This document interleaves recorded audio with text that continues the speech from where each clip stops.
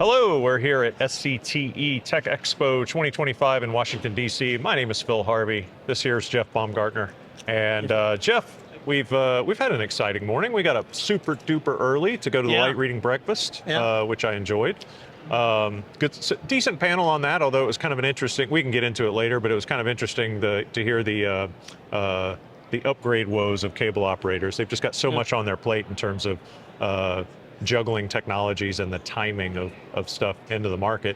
But even bigger news during the keynote session, Phil McKinney at Cable Labs got up to give a speech and announce some things. What'd you pull from that?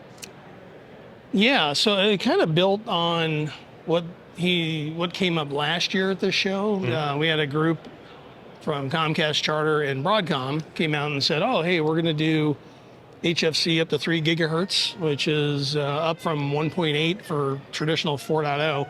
And at the time, they were referencing it as DOCSIS 5.0.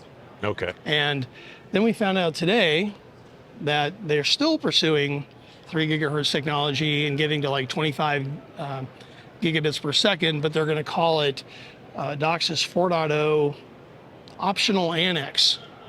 Oh, that's even more, so that rolls off the tongue even better. Exactly. It's not 4.1, it's optional annex. Okay. And I think it's just because I think the chipset that they're using is pretty easily adaptable to do that. So it's not a big change. The big change is the spectrum that they're going to use. Right. And then he also talked about today work that they're doing to lift the HFC spectrum to 6 gigahertz.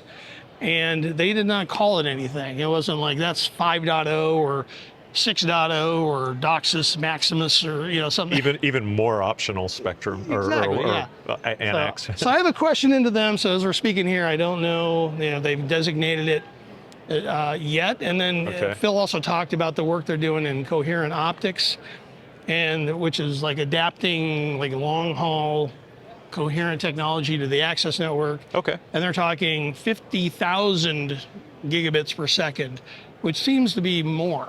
Yeah. Sounds like a lot. Sounds like a lot. I'm not good at math, but I'm going to say it is. Yeah. And that follows another industry trend on the optical networking side. Coherent pluggables have shown up really everywhere that fiber has shown up. So they're allowing for more throughput in a less expensive and easier package to manage. So it's a natural progression for that to show up in cable networks where they can take more advantage of the clean handoff between fiber networks and HFC. Yeah, and Phil and Cable Labs have been pretty excited about coherent PON for quite a while. So it's interesting to kind of show the bar graph of like, okay, here's where 6 gigahertz gets you to 50 gigabits per second. Right. Oh, by the way, coherent, it goes to the ceiling when you're here. So what will be interesting to find out is, okay, how's it being applied? Kind of what's the status of this technology from an access network side? Yeah, because I think that's another kind of concern that operators will have. It's just like how quickly do they need to adapt while they're in the middle of adapting to deciding on 3.1 enhanced or 3.1 plus or 4 or whatever's next. Yeah, and he was speaking of adaptive, so he was saying like this next leap will be in the adaptive era for broadband, and that has to do with like self-healing networks and pervasive sensing. I don't know, maybe that's like a 1984 kind of thing that we're going to be dealing with. But but it's like the network's smarter than us now. So very emotional networks. Well, it's been smarter than me for a while. But so that was more about the future. And then we had the breakfast this morning, more about the here and now. Yeah, that was more about the here and now, and I thought it was interesting because they were kind of getting to less of the speeds and feeds and kind of futuristic state of the network. They were more talking about like the importance of symmetrical connectivity, for AI applications. In other words, like if customers are using AI in their businesses or in their home thing, having that real-time connection, where it feels like it's instantaneous or like you can have a conversation is super important.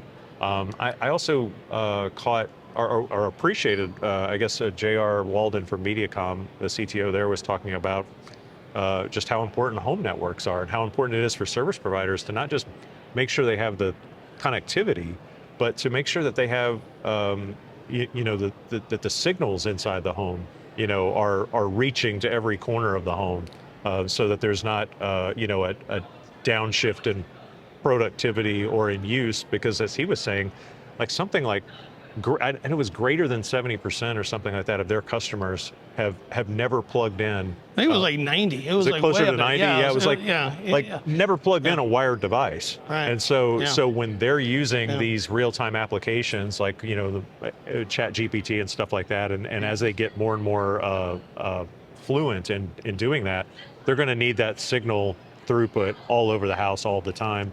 And it's kind of seems like a boring thing to talk about, but it's something that I think service providers, it could be a key part of their competitive outlook when customers sort of move to a fiber provider because because they can't get good Wi-Fi or something like that. Yeah, I think what that's about also is they're kind of moving into this multi-gig era, and if you're going to market and sell a product that delivers multi-gigabit speeds, you're going to have to make sure that the Wi-Fi in the home delivers that, because that's how everybody's connecting. And you're like, hey, if you're putting 2 gig into the home, right, and you have like this terrible Wi-Fi experience, you're not really getting what you're paying for. And I think that they're kind of in that experiential side, that where they're trying to differentiate, but like you said,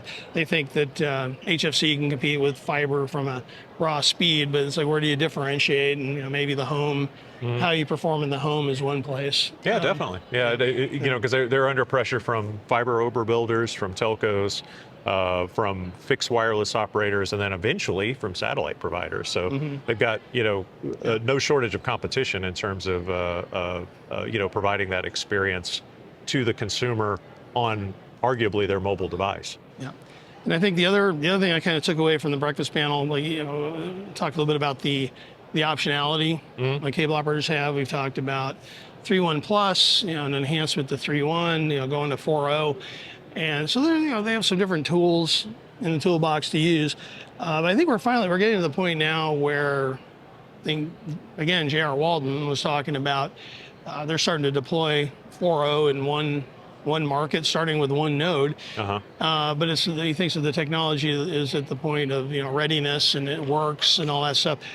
Whether it'll mature over time and the costs will come down as volumes go up. So I think we're kind of at an interesting mile marker in a way, for something that we've been talking about for probably 4 years. Yeah, it's finally hitting the field. It's finally starting to become a commercial reality. And now we're just, like you said, waiting on those volumes to get up there so that it becomes less of a operational hazard.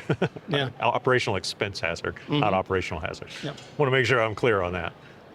Any other points you want to bring out from the morning session? I think that pretty much covers it. We saw Brendan Carr. There was no big surprises there. I think he talked about spectrum, and he talked more about C-band than anything else. Like, that was going to be the priority, kind of the C-band 2.0. They didn't talk about CBRS that much, because that's what these guys are a little more concerned about. Are they going to change the rule now that they've been using that band? So, but he didn't drop any big things we're going to see, like on Drudge Report here in a couple of minutes, I don't think, but we'll see. Okay. All right. Well, we'll leave it there for now. I'm sure we'll have other updates as the show rolls on. That's all. That's all from Washington, D.C. at Cable Tech Expo. All right. Thanks.